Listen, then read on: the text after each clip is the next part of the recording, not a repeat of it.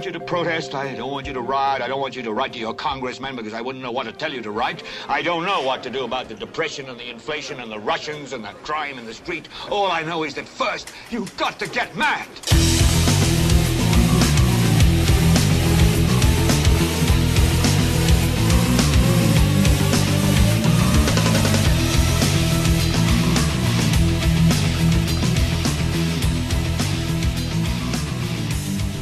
Welcome back to Hacks on Hacks, the media criticism podcast preferred by dozens of savvy listeners. I'm Sonny Bunch, executive editor of the Washington Free Beacon and co-host of the Sub Beacon podcast. Joining me on my left, ironically, is Free Beacon senior writer and host of the Write and Writer podcast, Liz Harrington. Liz, how are you doing today? Good. How are you? I'm great. And joining me on my right, again, ironically, is Free Beacon staff writer and noted squish, Alex Griswold.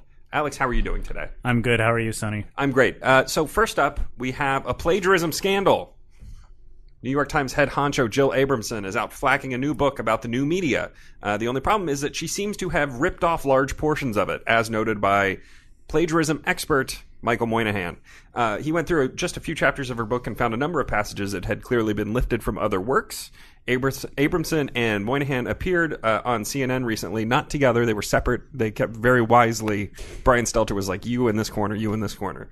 But let's listen to both of them talking about the book. Shouldn't we hold the bar as high as humanly possible, the highest possible standards? And isn't this book an example of failing to do that? I certainly hope not. I don't think the book itself is a failure.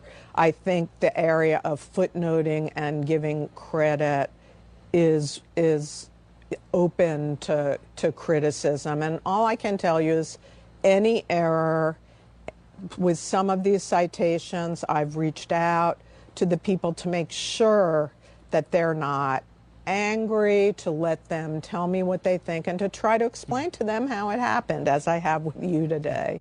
So, Michael, you published these examples of plagiarism. I think it's pretty clearly plagiarism. I said so with Jill. She clearly does not think it's plagiarism. For our audience at home, how do you define plagiarism? That.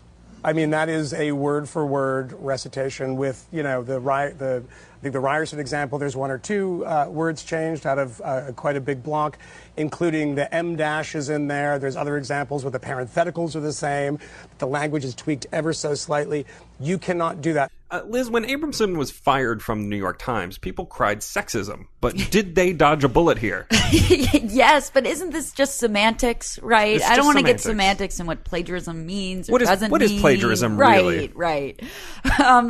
I love her book is called Merchants of Truth. Merchants of Truth. The Business of News and the Fight for Facts. She clearly fought really hard for the facts in this book by lifting all passages for everything she said. It's something else to just go through link by link and look at what Moynihan pulled together here. But Alex, do I need to go through your work and make sure that you aren't just rewriting attributions in order to avoid the plagiarism? I'm on Jill's side here. You're on Jill's side. No, but in all seriousness, I do have the Harvard definition of plagiarism in front of me. And excellent. She is 100% guilty.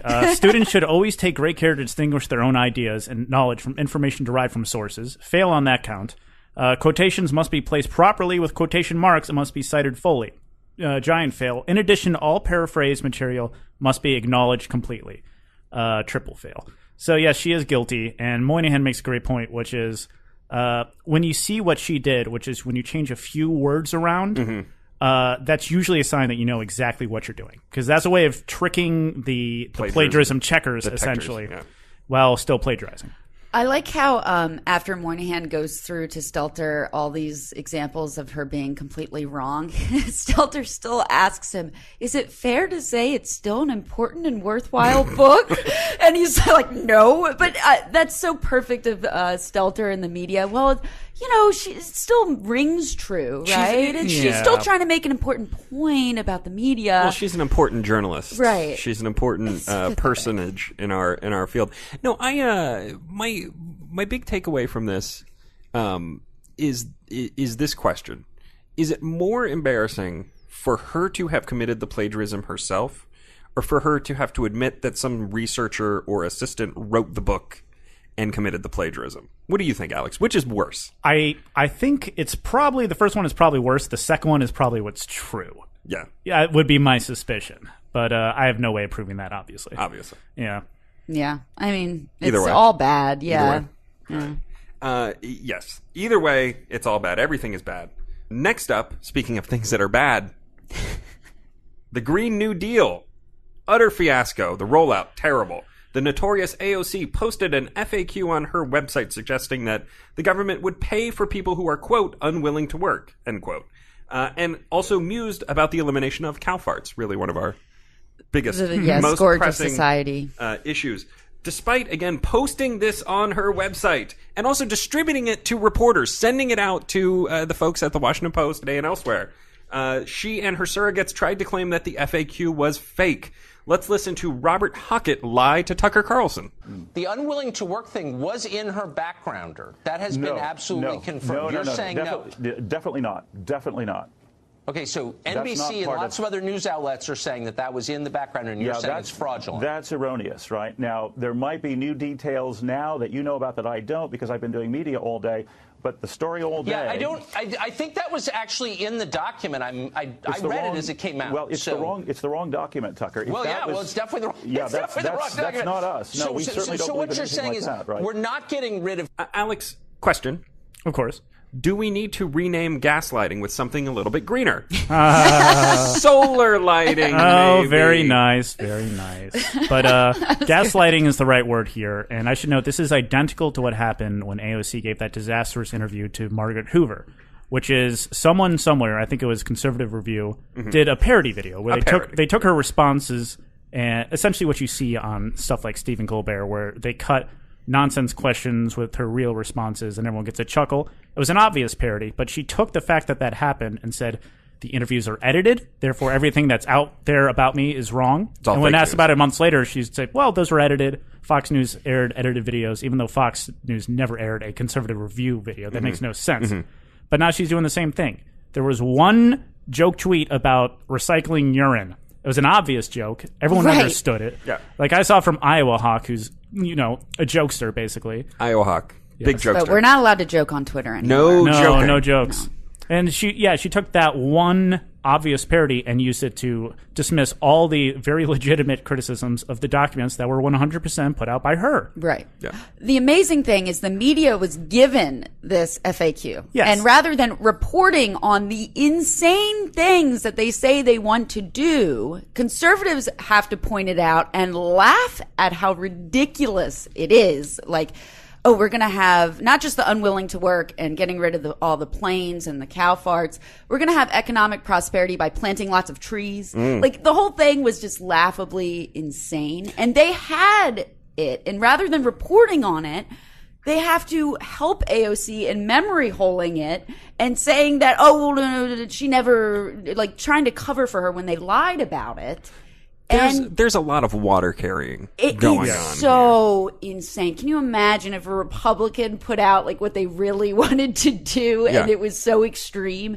I don't think they would call it a kerfuffle. Yeah, if it was like the new gun deal. And the FAQ was like, we want at birth every child gets an M4 automatic rifle to put under their crib to defend themselves from the boogeyman. If we put that in an FAQ and put it on like Mitch McConnell's website, they'd probably be investigating as to how it got in there in the first place, not saying no, nothing to see here. Let's move on. Let's look at what's actually in the resolution, which, by the way, is equally as insane. It just doesn't get into the specifics. It is. Phil Klein did a good breakdown of how insane. You would just need totally, to overthrow the government in order to do it. It is the nuttiest stuff. Of course, also we need to give a good shout out to California for putting the kibosh on their high-speed rail, literally days after the Guess we're not going to be able to get rid of the planes that fast. If you can't build a high-speed rail track through Commie, California, between San Francisco and Los Angeles, even they know it's too expensive. First of all, it makes doesn't sense. work. It One of the actually few places in the country it does make sense. It makes a little bit of sense because have you ever tried to get around Los Angeles without a car? Oh, thank God, no. It's a disaster. Right. And San Francisco isn't much better. So like that is one of the few places in the country where it makes sense, and it still doesn't even really make sense, and it's still so expensive that they were like, we're just not going to do this because it's insane. All right. Last but not least, in this top section of the podcast, former Republican and eternal hack Steve Schmidt got all hot and bothered on his own podcast when his co-host started grilling him about consulting with Starbucks CEO Howard Schultz on his third-party run. Let's give this a quick listen. It's hilarious. Just listen to the whole thing, folks. Steve, you say he wants to have an adult conversation. Last week, he called a 70% tax on incomes over $10 million ridiculous from a United States congresswoman who happened to have been elected to something. Now, I know you're a guy of words, Steve, and ridiculous means deserving or inviting derision or mockery, absurd, synonyms, comical, hilarious. We could go on. Farcical. Is that what does he really mean that a tax on incomes over $10 million at 70%, which is widely popular with the American people, is ridiculous? Is that an adult conversation? Yeah, I think he thinks it's ridiculous and it's confiscatory and that it's anti-growth. That would be his point. Will Derek Jeter or another athlete not hit another home run because they're going to get taxed at 70? What's the economic behavior that he thinks it's anti-growth other than his own pocket? Adam, this is I'm not doing this. Steve, you got to answer the questions. I'm not. You got to, Steve. I'm not. Unfortunately, the interview ended there. We wanted to ask Steve some serious and important questions about his new role. Questions we'd gotten from our listeners, followers, colleagues, friends, and questions we had ourselves. If our tone was a bit more pointed and direct than usual, it's because this is a topic of great consequence. And these are extraordinarily dangerous times, as Steve himself has reminded us again and again over the last 2 years. The very future of our republic may hang in the balance. We started Words Matter because we wanted to create a place where truth, facts, and objective reality were still practiced in public discourse. Steve chose a different path. He's moving on, and so are we. We believe that especially at this pivotal moment in our history, words do have power, and they do have consequences. Liz, what's less surprising? Schmidt throwing a fit about his co-host having the temerity to question him about his unusual proclivities, or him just following the money wherever it is? That is the least surprising thing. This guy is so shameless. He'll say one thing yesterday and then the complete opposite thing today because that's where the paycheck is coming from. That's where the money's coming from. Yeah, and I love how this was supposed to be the center-right's answer to Pod Save America, and the question that he stormed out on was 70%. They're arguing in favor of the 70% tax rate. Yeah, I mean, very center-right. It's something else. Alex, what was your favorite part of the meltdown? I think my favorite part of it was the indictment on the media as a whole. The fact that this is the first tough question he's had in probably 4 years. I mean, that's essentially why he freaked out that way. I think he got a glimpse of the fact that he is more or less a tool. I'm not calling him a tool, but like a tool to a larger liberal media establishment. The reason why he has the deals that he has, the reason why he has the prestige that he has, is because he's a Republican face who will say things that liberals like. And the second he steps off that, and you can say the same thing about Howard Schultz for that matter. He was a liberal who was beloved for years. He is a liberal. He's still a liberal. He's a left-wing Democrat. Exactly. The only thing he doesn't believe in is a 70% tax rate. Right, and the high debt. That's it. But the second that they sort of stepped off that reservation and committed to an endeavor that could potentially see Donald Trump reelected, boom, immediate backlash. Everyone hates them. And suddenly they're realizing that the people who are their friends for years are not really their friends. Yeah. They do not care about their views that much. It's a sad glimpse into my own future, really. Yeah, well, I mean, squish everywhere, sob. This is the future that they awaits. They don't really like you. This is the future that awaits the cucklings out there, like Alex Griswold. Now, Liz, I do want to mention something here. We have our own issues because I've noticed that you follow an account called the Truth Monkey, which is the Free Beacon's quote unquote mascot here and I just want to read you some of these tweets and see if you agree with them. Okay. All right. Here's the Truth Monkey suggesting that someone, quote, go to the strip club during the day on a weekday. Always gets me up when I'm feeling down, if you catch my drift. Is this the sort of thing that's appropriate for a mascot of a legitimate news organization to be tweeting? I think the Truth Monkey likes to go to the strip club. That's what he's saying. So you don't have any problem. Here's another. He... Here's another thing that the Truth Monkey tweeted. I will not take a presidential campaign against Trump seriously until one of them hires Andy King as senior advisor. Is this pro Andy King rhetoric what we approve of here at the Free Beacon? No, no. Look, our listeners want to. They need to know. They want to hear the answers to these questions. I'm not answering. I'm not answering. Oh, Mike.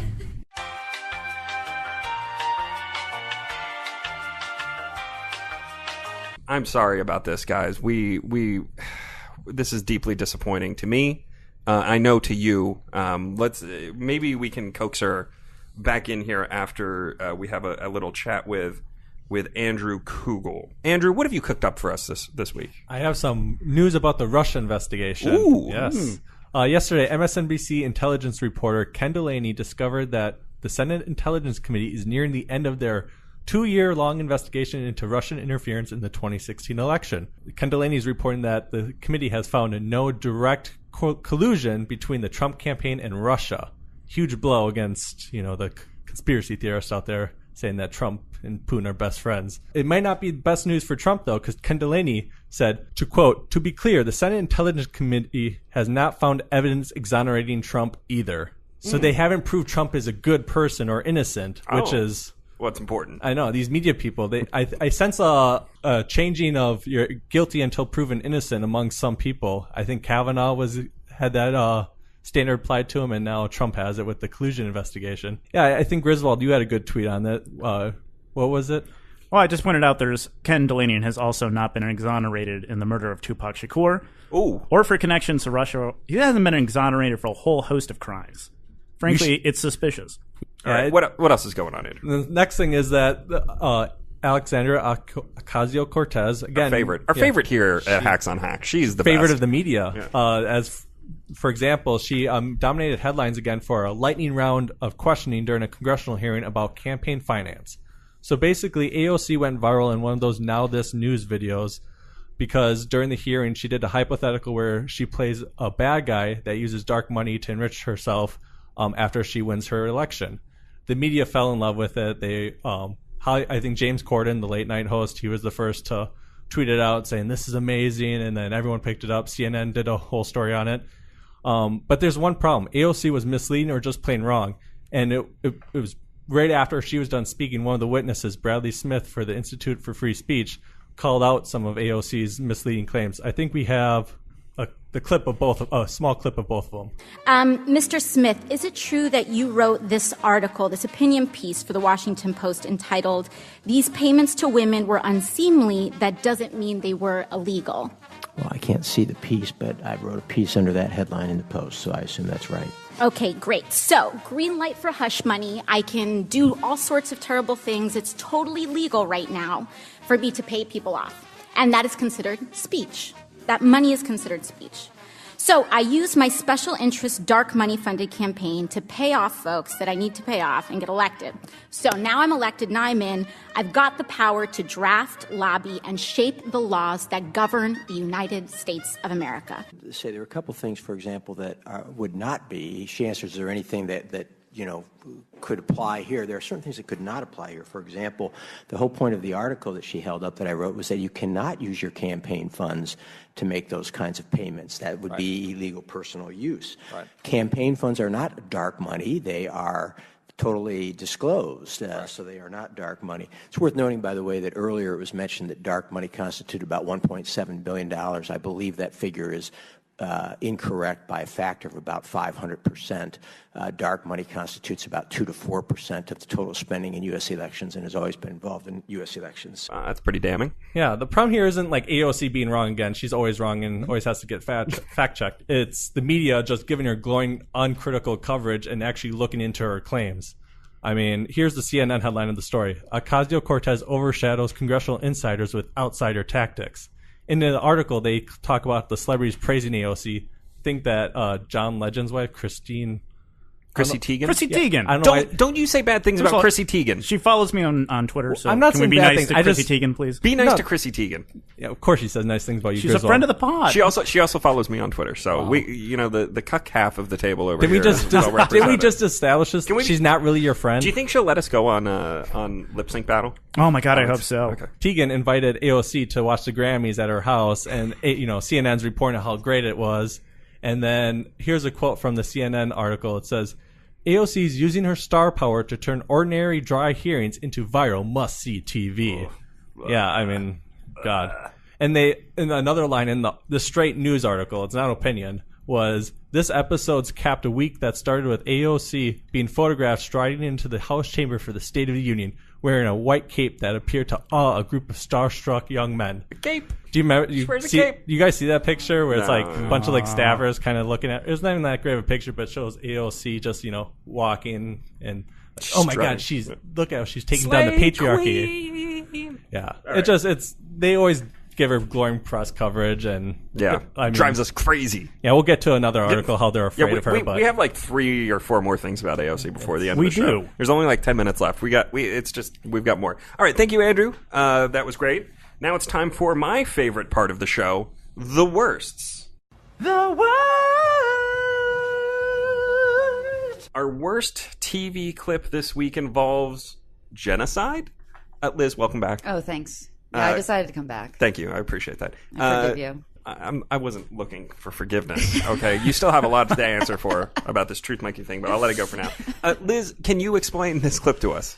Okay, so Meet the Press this Sunday, of course, had their panel, and they discussed our favorite Green New Deal. And so they had the one semi-conservative guy, David Brody, who was kind of trying to give them advice on maybe not being so hardcore left because President Trump, very good brander, he's gonna brand you as socialist.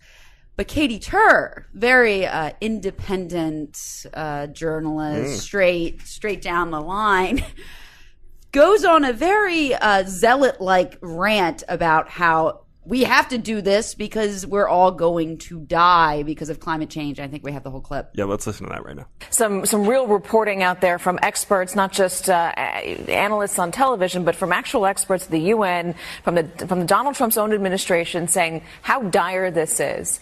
The UN said we have 12 years before complete disaster. You talked to the representative of the Marshall Islands, and he's calling it what could amount to genocide if we allow things to go as they are. The reports aren't just, hey, it's going to get bad. The reports are people will die. Millions and millions and millions of people will die. And I think that there is an appetite among voters out there, especially Democratic voters and potentially swing voters, to say, hey, let's do something about this now because it's going to affect our future. And there's real economic damage that can happen as well. Billions of dollars in economic damage from crops to deaths to losing oceanfront homes and businesses over the next century. Real quick, yep, all gonna die. So this is religious zealotry. I mean, this is her religion. It's so insane. This whole entire panel was insane, but she's all on board with the Green New Deal apparently because we're all gonna die. We're all gonna die. Let's not forget, she had a clip a few months ago where she's like, what's the point of doing anything because of climate change? She's like, what is the meaning of my life? Yeah. Is basically what she said. She's all in. It's kind of sad. Okay, our worst tweets this week. They come from a journalist who is none too happy with Bloomingdale's. And I think we also might get a Bloomingdale's reply in here on the worst tweets. Andrew, can you walk us through this? yes. So a reporter, Caden, discovered that Bloomingdale's was selling a T-shirt that said fake news on it and tweeted it out and said, Bloomingdale's, how dare you do this? And which caused firestorm. Bloomingdale's replied saying, we're so sorry, we'll look into it. And then another reporter said, don't be sorry, this is about our democracy at stake. So it's a dumb outrage about a dumb T-shirt that they're offended, these journalists. It's not a dumb shirt. I like the shirt. I was going to say, Liz, do you have the shirt yet? No, we should have our definitely own fake news shirts. I could expand on our selection. My problem with our fake news shirt is that it's too busy. I like the simplicity of this Bloomingdale's Yeah, shirt. but there's so much fake news out there, we had to include them all. It just says fake news right on the front. It's great. It's very simple. Very fashionable. Straightforward. It's got some glitter on it. Yeah. People like glitter, I think. Yeah. Is that still a thing that people like? Glitter? Glitter? I don't know. I don't know. Depends on the party. Good point. This is just another example of journalists, firefighters running into a building, getting Bloomingdale's to stop selling a shirt. I love these tweets so much because it really hammers home the point that journalists are the whiniest people on the planet. So insufferable. I mean, honestly, like get over yourself. I don't want to be like one of these crusty old like what would Mencken think type, but like but literally what would our forebears in this awful industry think about our journalists? The real question is Jim Acosta going to include this in his book about the press being at risk. It's a dangerous time. Yeah. You might walk into a Bloomingdale's and get offended by a T-shirt. Yeah. He's going to wear him wearing the shirt on the cover. That would be fantastic. All right, our worst story of this week has to do with a fact check that wasn't. Alex, who do the keepers of the facts fear? Apparently, they fear Alexandria Ocasio-Cortez. There we go. Yes. One more AOC story coming Why after are we this. so obsessed with her? We are obsessed. We are. Because she's so terrible. Right. Permitting me to pounce, but Yeah. So the Washington Post did a fact check of AOC and both Trump, to be fair. And at the end, they gave them both no Pinocchios, despite the fact that both of the statements were wrong. And what I think happened here is there was sort of a misapplication of the Washington Post's own rules. PolitiFact and Fact Checker, when they do fact checks, they're basically just fact checking, is this right, is this wrong? They don't care about motives or anything like that. But obviously the Washington Post fact checker uses Pinocchios, so really what they're fact checking is how honest are you? Mm-hmm. So we saw this a few weeks ago with Kamala Harris. She said something wrong. The fact checker asked her about it, and she just backtracked and said, oops, sorry, I apologize. So they didn't give her Pinocchios, which I think is fine. Depends on how you think fact checks should go. But essentially, Ocasio-Cortez did not do this. This is what the fact check, I will read directly from it. Ocasio-Cortez has now disowned the FAQs and the statements that went beyond the resolution. The line about providing for people unwilling to work has been walked back completely. So we won't be awarding any Pinocchios in this kerfuffle. She did not even, that's fact checked. She did not disown it. She just said this is what the resolution is, but she didn't even disown it. That's problem one. But their problem two is what they were really fact checking is the fact that she was talking about doctored photos going out while she was responding to a tweet about very real things that were in the FAQ, stuff like the unwilling to work, the farting cows and whatnot. So it's unquestionably misleading. She walked back her support for something, but she didn't walk back a claim. And that claim was factual, or not factual. The tweet is still up. It should have been Pinocchio's. But, who cares? Literally, their fact check, though, the bottom line, guess what? It's not about AOC. It's Trump is misrepresenting the Green New Deal as the plan is currently written. They make it about Trump being wrong when it's like he's taking stuff that was actually in their document and running with it as he should because they're insane. Well, the background here is, as we've discussed in the past, AOC has been publicly feuding with the Washington Post for fact-checking her, even though all the previous fact-checks have been 100% correct. Maybe they were just scared because of that. Like, that's why they I think so. They're doing kitty gloves. Yeah. Someone should make a shirt. Someone should make a shirt. All right. And as always, we like to recognize that we at the Free Beacon are not perfect. We make mistakes. We have our own problems. This week, the worst of the Free Beacon is Brent Scher. Now, what did Brent do? He, in the course of reporting a story about the luxury apartments in which Alexandria Ocasio-Cortez lives, we weren't done with her. refused to name the actual building she resides within. Doesn't he know that democracy dies in darkness? Our readers deserve to know exactly which building she lives in, and frankly, the fact that he refused to divulge this information to our readers is a shameful act. He's scared of her too, just he's like the scared Washington of her. Post. He's scared of her, and he's let us all down today. So, Brent, you're the worst. I hope you're listening to this. If you're not listening to this, why aren't you? All right, that's all. That's all for this week on Hacks on Hacks. Make sure to subscribe to us on iTunes.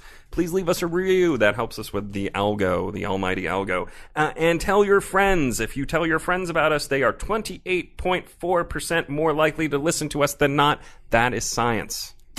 Or don't tell them. I don't care. I'm not the boss of you. I'll see you all next week.